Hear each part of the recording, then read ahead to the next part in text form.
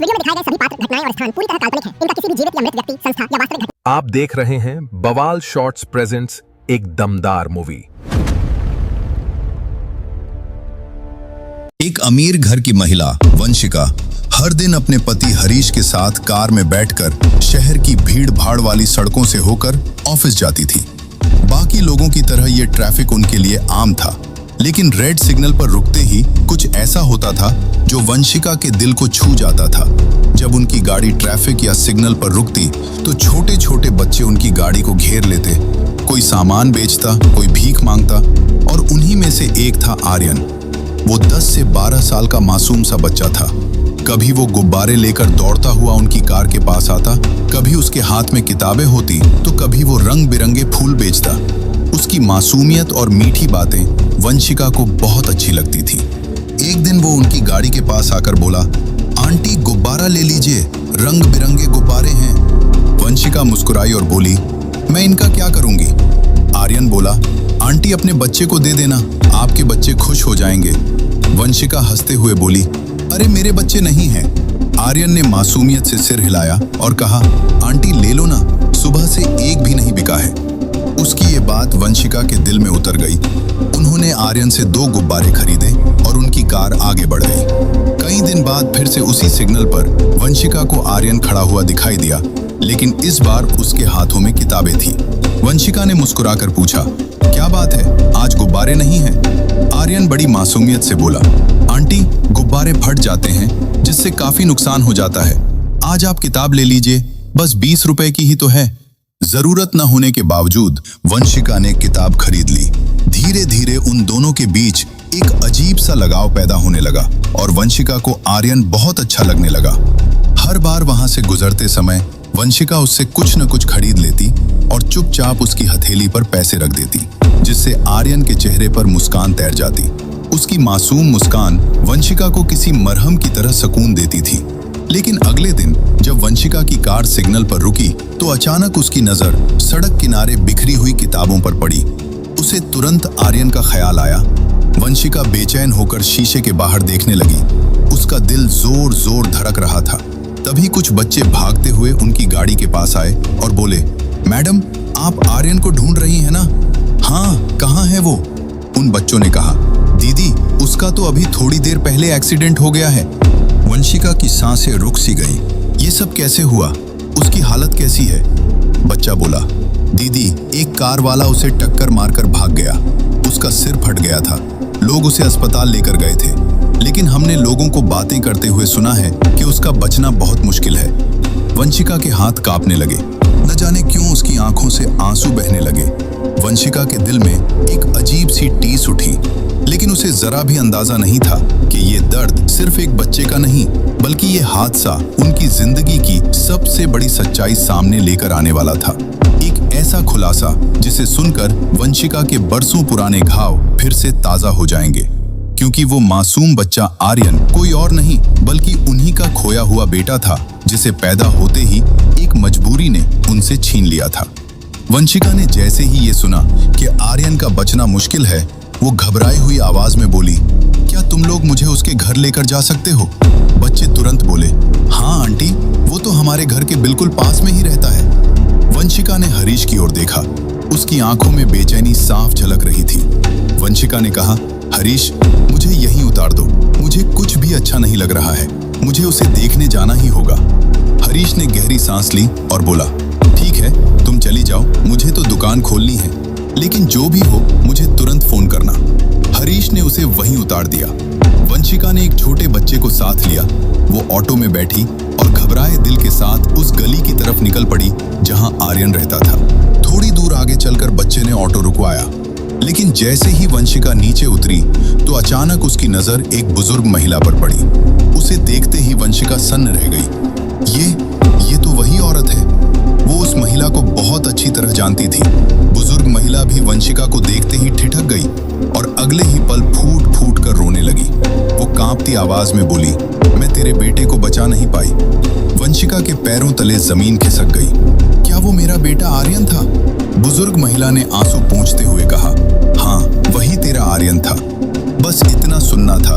वंशिका ने दहाड़े मारकर रोना शुरू कर दिया। मैं कितनी बरसों बाद मेरा बच्चा मेरे सामने खड़ा था और मैं उसे पहचान भी न सकी। वंशिका रोते रोते बोली, वो कहाँ है? अब कैसी हालत है उसकी? मुझे उसे देखना है। गली में वंशिका के रोने की आवाज सुनकर मोहल्ले की औरतें भी इकट्ठी होने लगी। एक ने पूछा, ये कौन है? ये इतनी बेचैन क्यों है? आर्यन की दादी ने आंसू पोंछते हुए कहा, अरे यही तो उसकी असली माँ है। ये सुनते ही गली में सन्नाटा छा गया। किसी को भी यकीन नहीं हो रहा था कि इतनी अमीर औरत का बच्चा इस हालत में कैसे जी रहा था। वंशिका रो रो कर पुकार रही थी, आर्यन, मेरा बच्चा आर्यन। उसकी दर्द भरी पुकार से पूरा मोहल्ला गूंज रहा था। आर्यन और वंशिका की इस सच्चाई को समझने के लिए हमें समय में थोड़ा पीछे जाना पड़ेगा। साल 2015 में जब वंशिका सिर्फ 19 साल की थी, तब उसे विजय नाम के लड़के से प्यार हो गया। वो दोनों शादी करना चाहते थे, लेकिन वंशिका का परिवार इस रिश्ते के खिलाफ था। लाख कोशिशों के बाद भी जब घर वाले नहीं माने, तो आखिरकार एक दिन वंशिका ने अजय के साथ भागकर शादी कर ली।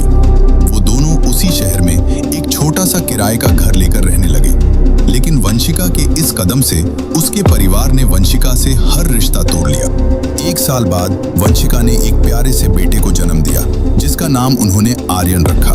उसी दौरान वंशिका को एक ऐसी सच्चाई पता चली जिसने उसकी हंसती खेलती जिंदगी को तबाह कर दिया।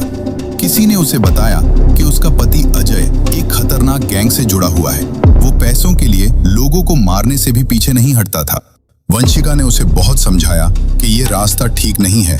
जिन लोगों के लिए तुम ये सब करते हो, देखना एक दिन यही लोग तुम्हें भी मरवा देंगे और हमारी जिंदगी तबाह हो जाएगी। वंशिका के समझाने के बाद भी अजय नहीं बदला और फिर वही हुआ जिससे वंशिका हमेशा डरती थी। एक दिन अजय के दुश्मनों ने उसकी जान ले ली। अजय की मौत के बाद वंशिका टूट गई। अब उसके पास ना तो घर था, ना कोई सहारा। वो मायके भी नहीं जा सकती थी। अगर उसके पास कुछ था तो उसका बेटा आर्यन था। अब वंशिका के जीने का आर्यन ही एक सहारा था। लेकिन उसी दौरान वंशिका के माता पिता को भी अजय की मौत की खबर मिल गई थी। वो लोग वंशिका के पास आए और बोले, बेटी, जो हुआ सो हुआ, लेकिन तू अभी जवान है, हम तेरी दूसरी शादी करा देंगे, पर उसके लिए एक शर्त है, तुझे इस बच्चे को भूलना होगा। ये बात सुनकर वंशिका सन्न रह गई। वो हकलाते हुए बोली, मैं अपने बच्चे को कैसे छोड़ दूं? उसके घर वालों ने उसे समझाया कि अगर ये बच्चा तेरे साथ रहेगा तो फिर कौन तुझसे शादी करेगा। इसी दौरान अजय के माता पिता भी वहां पहुंच गए। उन्होंने भी वंशिका को समझाया कि बेटी, तू दूसरी शादी कर ले, आर्यन को तो हम पाल लेंगे, ये हमारा भी तो बच्चा है। बहुत सोचने समझने के बाद नम आंखों से वंशिका ने अपना मासूम आर्यन उसके दादा दादी को सौंप दिया और अपने माता पिता के साथ चली गई। वंशिका के माता पिता ने अपनी बेटी के अतीत को भुलाने के लिए हरीश नाम के लड़के से उसका रिश्ता तय कर दिया। लड़का अच्छा और संस्कारी था, इसलिए कुछ मुलाकातों और बातचीत के बाद परिवार वालों ने हरीश और वंशिका का रिश्ता तय कर दिया। लेकिन इस रिश्ते की नींव एक बहुत बड़ी सच्चाई को छिपा कर रखी गई थी। हरीश से वंशिका का अतीत छिपाया गया। उसे बताया गया था कि वंशिका अविवाहित है। कुछ दिनों बाद उन दोनों की धूमधाम से शादी हो गई। शादी के बाद वंशिका मुंबई आ गई। हरीश मुंबई में ही रहता था। वंशिका की सुंदरता और उसकी शालीनता से वो इतना प्रभावित हुआ था कि शादी के बाद वो हर किसी से यही कहता था, मैंने दुनिया की सबसे अच्छी लड़की से शादी की है। हरीश की हिल रोड मार्केट में मोबाइल की बड़ी दुकान थी, जिसे चलाने के लिए कर्मचारी रखे हुए थे। उसका काम इतना अच्छा चलता था कि घर में कभी पैसों की कमी महसूस नहीं होती थी। धीरे धीरे वंशिका भी दुकान पर उसका हाथ बटाने लगी। वो दोनों साथ में काम करते, एक साथ बैठकर चाय पीते। वंशिका हरीश के साथ हंसी खुशी जिंदगी गुजार रही थी। लेकिन किस्मत का खेल देखिए, जब वंशिका की दुनिया संभल ही रही थी, तभी अचानक उसके छोड़े हुए बच्चे आर्यन की जिंदगी में फिर से तूफान आ गया। उन दिनों आर्यन के दादा का अचानक देहांत हो गया। उनके जाते ही घर के हालात खराब होने लगे। आर्यन की चाची रोज झगड़ा करने लगी और ताने मारने लगी कि इस बच्चे की माँ तो इसे छोड़कर भाग गई है, अब हम ही क्यों पालें? इसे अनाथ आश्रम दे दो, कुछ तो बोझ कम होगा। लेकिन आर्यन की दादी किसी चट्टान की तरह अडिग थी।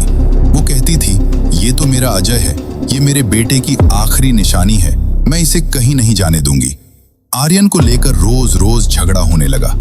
एक दिन आर्यन की बड़ी बुआ वहां आई। उन्होंने देखा परिवार में हर तरफ तनाव ही तनाव है। बुआ ने दादी से कहा, माँ जी, अगर घर में इतना झगड़ा हो रहा है तो आप आर्यन को मुझे दे दो। मेरे 2 बेटे हैं, मैं इसे भी अपने साथ मुंबई ले जाऊंगी। दादी ने तुरंत ना में सिर हिलाया और कहा, नहीं, मैं किसी पर भरोसा नहीं कर सकती। जब तक मैं जिंदा हूँ ये मेरे साथ ही रहेगा। बुआ ने समझाया कि ठीक है माँ जी, आप भी मेरे साथ चलिए। इस तरह आर्यन अपनी दादी के साथ मुंबई आ गया। समय बीतता गया। आर्यन अब 10 साल का हो चुका था। वो थोड़ा शरारती हो गया था और दुनिया को अपने ढंग से समझने की कोशिश कर रहा था। एक दिन उसने देखा उसकी उम्र के बच्चे रोज पैसे लेकर घर लौटते हैं। आर्यन ने उनसे पूछा, तुम पैसे कहाँ से लाते हो? बच्चों ने हंसते हुए कहा, हम मुंबई की सड़कों पर रेड सिग्नल से गुजरने वाली गाड़ियों के पास जाते हैं और लोगों से मांग लेते हैं। आर्यन के मन में भी पैसे कमाने की इच्छा हुई। वो बोला, कल मैं भी तुम्हारे साथ चलूंगा। लेकिन उसकी दादी ने उसे सख्ती से मना कर दिया कि बेटा, भीख मांगना बहुत बुरी बात है। आर्यन ने नटखट मुस्कान के साथ कहा, दादी, मैं भीख थोड़े ही मांगूंगा, मैं तो गुब्बारे बेचूंगा। दादी चाह कर भी उसे रोक न सकी और यूं आर्यन ने कुछ गुब्बारे खरीदे और रेड सिग्नल पर बेचने जाने लगा। कभी फूल, कभी गुब्बारे, कभी किताबें, जो भी उसे सही लगता वो उसी को बेच देता। लेकिन उसी दौरान अनजानी राहों से उसकी असली माँ वंशिका उसकी जिंदगी में आ चुकी थी। वो दोनों रोज एक दूसरे के सामने होते थे। वंशिका के दिल में उसे देखते ही ममता उमड़ पड़ती थी, लेकिन वो इसे इत्तेफाक समझती रही। वो दोनों पास होकर भी एक दूसरे से अनजान थे। वंशिका मन ही मन अपने बेटे को हर रोज याद करती थी, लेकिन उसके माता पिता ने उसे सख्ती से मना कर रखा था कि कभी गलती से भी आर्यन का नाम मत लेना, क्योंकि अगर किसी को पता चल गया तो तेरी जिंदगी खराब हो जाएगी। इसलिए वो चुप रहती थी, अपने आंसुओं को छुपाती थी और अगर वो कभी मायके जाती तो बस उसे इतना ही पता चलता था कि आर्यन अपनी बुआ के साथ मुंबई चला गया है। कितना अजीब इत्तेफाक था।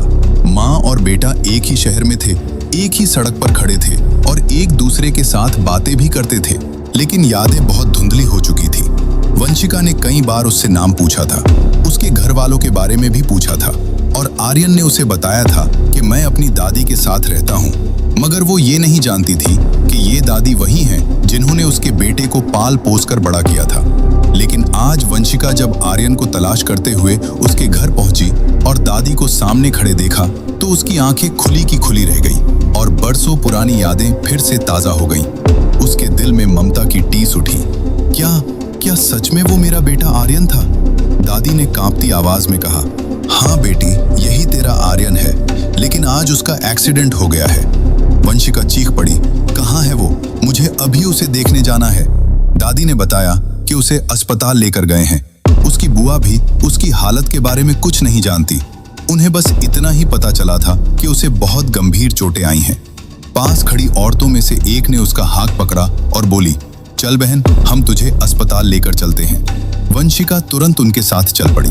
जैसे ही वंशिका अस्पताल पहुंची तो आर्यन की बुआ उसे देखते ही फूट फूट कर रोने लगी। उन्होंने बताया, डॉक्टर कह रहे हैं कि आर्यन के बचने की उम्मीद बहुत कम है। वंशिका कांपती हुई आवाज में बोली, ऐसा मत कहिए, दुआ कीजिए कि वो मुझे छोड़कर ना जाए। इसी तरह 6 घंटे बीत गए। वंशिका को हर मिनट किसी पहाड़ की तरह भारी लग रहा था। आईसीयू का दरवाजा बंद था। अंदर आर्यन जिंदगी के लिए जंग लड़ रहा था। इसी बीच वंशिका का फोन लगातार बज रहा था। उसका पति हरीश काफी देर से फोन कर रहा था। आखिरकार वंशिका ने फोन उठाया और कांपती आवाज में कहा, हरीश, उस बच्चे के बचने की कोई उम्मीद नहीं है, मुझे माफ करना, मैं आज नहीं आ पाऊंगी। हरीश हैरान था। उसने पूछा, क्या तुम अस्पताल पहुंच गई हो? और ये कैसी बात कर रही हो तुम? उसके माँ बाप है ना वहां पर, वो लोग सब संभाल लेंगे। अब वंशिका उसे कैसे बताती कि जिस लड़के को वो पराया समझ रहा है वो वंशिका का अपना बेटा है, जिसे उसने आज तक दुनिया से छुपाए रखा था। उसने बस इतना कहा, हरीश, मैं अभी फोन पर बात नहीं कर सकती। इसके बाद वंशिका ने फोन बंद कर दिया। कुछ देर बाद एक डॉक्टर बाहर आया। उसके चेहरे से थकान और चिंता झलक रही थी। वंशिका ने डॉक्टर से पूछा, डॉक्टर साहब, मेरा बेटा कैसा है अब? डॉक्टर ने कहा, अगर मरीज को 72 घंटे में होश आ गया तो वो धीरे धीरे ठीक हो सकता है, वरना कुछ कहना मुश्किल है। वो 3 दिन वंशिका के लिए 3 साल के बराबर थे। और फिर तीसरे दिन शाम को डॉक्टर ने मुस्कुराते हुए कहा, लड़के को होश आ गया है, अब आप लोग मिल सकते हैं। ये खबर सुनते ही वो सब एक दूसरे को गले लगाकर रो पड़े। वंशिका दौड़ती हुई अंदर गई। आर्यन की आंखें आधी खुली थी। वो धीमी आवाज में बोला, आंटी आप आ गई। वंशिका ने उसे प्यार भरी नजरों से देखा। वो उसके सिर पर हाथ फेरते हुए बोली, बेटा मैं आंटी नहीं हूँ, मैं तुम्हारी माँ हूँ। उसने आर्यन को सीने से लगा लिया और बरसों का दर्द, इंतजार और प्यार सब आंसुओं में बह गया। डॉक्टर ने वंशिका को समझाया कि बच्चे के साथ ज्यादा बात न करे, इसे अभी आराम करने दो। पिछले 3 दिनों से वंशिका ने हरीश को फोन नहीं किया था। उसका मोबाइल भी बंद था। उधर हरीश वंशिका की चिंता में परेशान था। आखिर वो भी आर्यन के घर पहुंच गया और वहां हरीश को वंशिका की असल सच्चाई का पता चल गया। वो तुरंत अस्पताल पहुंचा। उसने गुस्से से बोला, तुम लोगों ने मेरे साथ धोखा किया है। आज से हमारा रिश्ता यहीं पर खत्म होता है। वंशिका चुपचाप सब सुनती रही। भला उसके पास अब बचा ही क्या था सिवाय आर्यन के। और अब वंशिका आर्यन को दोबारा नहीं खोना चाहती थी। 1 हफ्ते बाद आर्यन घर आ गया। वंशिका उसकी देखभाल करती रही।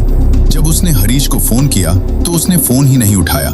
लेकिन 10 दिन बाद अचानक हरीश अपने घर वालों के साथ आर्यन के घर पहुंचा। वंशिका उन्हें देखकर रो पड़ी।